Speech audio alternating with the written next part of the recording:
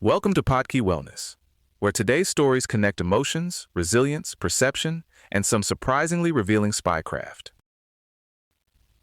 A lot of what we call emotional intelligence gets framed as reading faces or staying calm all the time. The better picture is messier and more useful. Emotions help us prioritize, shift gears, survive stress, and sometimes get manipulated by stories that feel real enough to live inside. One of the clearest ideas here is that emotions make the most sense when you define them by function. They sit between rigid reflexes and fully deliberate planning, helping an organism adapt fast without being totally locked in. That functional view explains a lot. Emotions grab attention. They carry positive or negative valence.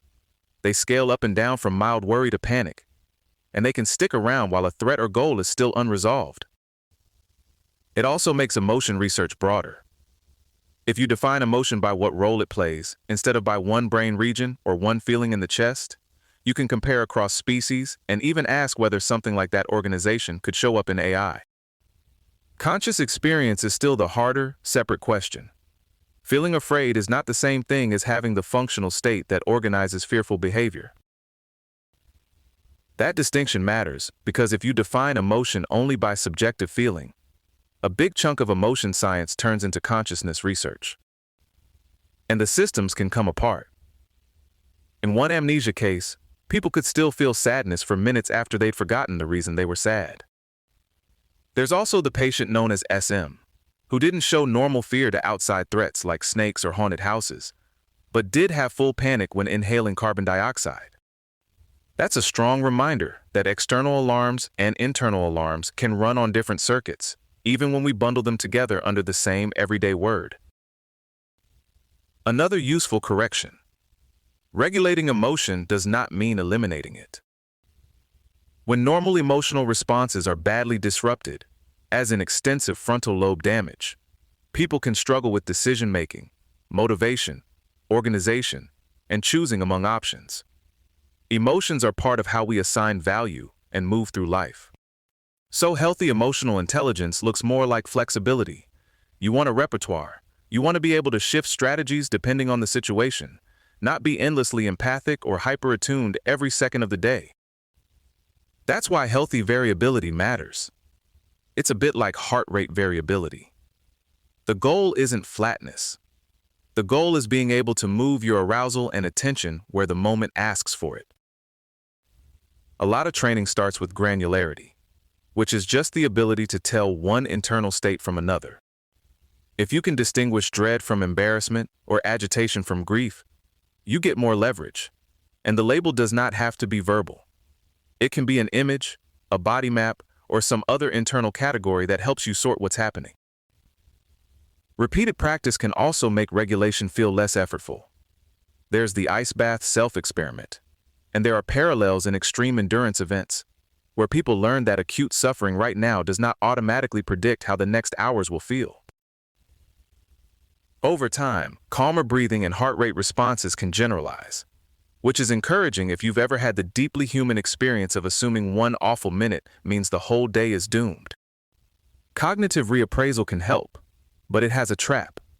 Repeating to yourself, "I do not want to feel sad," can turn into a spotlight on sadness.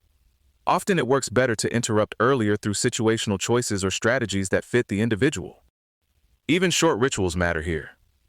A few minutes of silence or meditation before a meeting can train task switching, inhibit immediate impulses, and help the brain enter a different mode, though it may feel weirdly stressful at first. And courage is trainable, facing manageable fears, or rehearsing a stabilizing mental scene like a happy place. Builds confidence, so that when pressure hits, preparation carries you even if fear never fully leaves. The classic idea that you can reliably read emotion from a single face is much shakier than people think.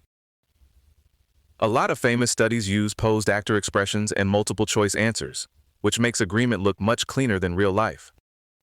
With natural moving expressions and open-ended descriptions, people vary a lot more. We're often less accurate than we think. And yes, that includes people who are very sure they can read a dog's face. In practice, dynamic change from a person's own baseline may tell you more than any isolated cue. A shift in texting frequency, timing, wording, or overall pattern can be more informative than one look on one afternoon. Social attention also varies across people in stable ways. Higher autistic traits tend to correlate with less eye contact and more distractibility, but face looking is a continuum, not a moral ranking or a simple destiny test. There's also no clean one emotion, one organ map, even if language makes it sound that way with things like heartache. Studies where people color, where they feel emotions in the body are interesting, but they mostly capture beliefs or representations, not a full physiological signature. The brain and body are tightly linked, and the insula matters a lot for conscious interoception, but that still doesn't mean the bodily representation is the same thing as the emotion that first organized behavior. Because emotions assign priority, they also help explain why certain media grabs us so hard. Attention is scarce, and threat, sex, anger, and violence reliably capture it. Advertising and persuasive media know this very well. At the same time, art and music can create powerful emotional states that aren't literal warnings about survival. Awe is useful too, even if it doesn't help you outrun anything. Some of the most vivid material here comes from intelligence work, and it fits the same theme.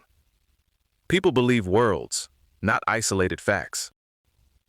The Argo operation worked because it built a whole believable reality around the cover story. Ads were placed in industry papers. There was a script, phone numbers, staff roles, all the supporting evidence someone would expect to find if they checked. That's what convincing deception looks like. It's multi-layered and consistent across documents, people, media, and behavior. Disguises work the same way. Not just masks, but full identity systems with altered hair, teeth, scent, jewelry, watches, clothing, posture, and personal history.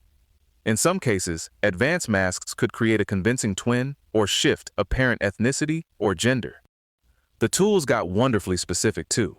Cameras hidden in pens, ties, purses, bras, even pregnancy prosthetics, microdots shrinking a page of text by around 800 times, genuine foreign passports, and decoy maneuvers where a disguised double drew surveillance away from the real officer. There's a quieter lesson running underneath all of this. Reinvention usually doesn't begin from zero. Skills transfer, judgment transfers, relationships transfer. A move from photography into disguise work sounds dramatic, but it still builds on trained observation, craft, and problem solving. That matters if you feel underestimated. Circumstances are not fixed, and small strategic moves can open surprising paths if you treat change seriously. The same goes for stress training. Whether it's a long race, hostile interrogation survival training, or repeated exposure to manageable fears. Controlled stress can build tolerance and practical habits that carry into other parts of life. But resilience is not automatic, and it's not evenly distributed. Some people grow from adversity, and others carry deep wounds. Context and support matter a lot. Human motives matter too. In recruitment, the classic framework is MICE: money, ideology, compromise, and ego. Ego is often the big one, especially resentment, contempt, or the feeling that life has treated you unfairly. The effective approach is usually not brute coercion, but understanding the real lever for that person in that culture and history. Finally, there's the perspective shift that comes with illness, mortality, and large collective threats. For some people, confronting limits changes emotional priorities. Immediate fear gives way, at least partly, to gratitude, awe, acceptance, and a more deliberate use of time. On global problems like climate change or geopolitical tension, the technical creativity is often there. What's missing is collective will and rebuilt cooperation. The practical response is not to solve everything before lunch. It's to breathe, pick a specific fight worth joining, and take focused steps that can scale when a lot of people do the same. That's the roundup for today on Podkey Wellness. If there's a theme here, it's that emotions are less about chaos than they first appear, and much more about adaptation, attention, and practice. Thanks for spending a little time with me. This episode was generated by Podkey. Create your own at podkey.fm.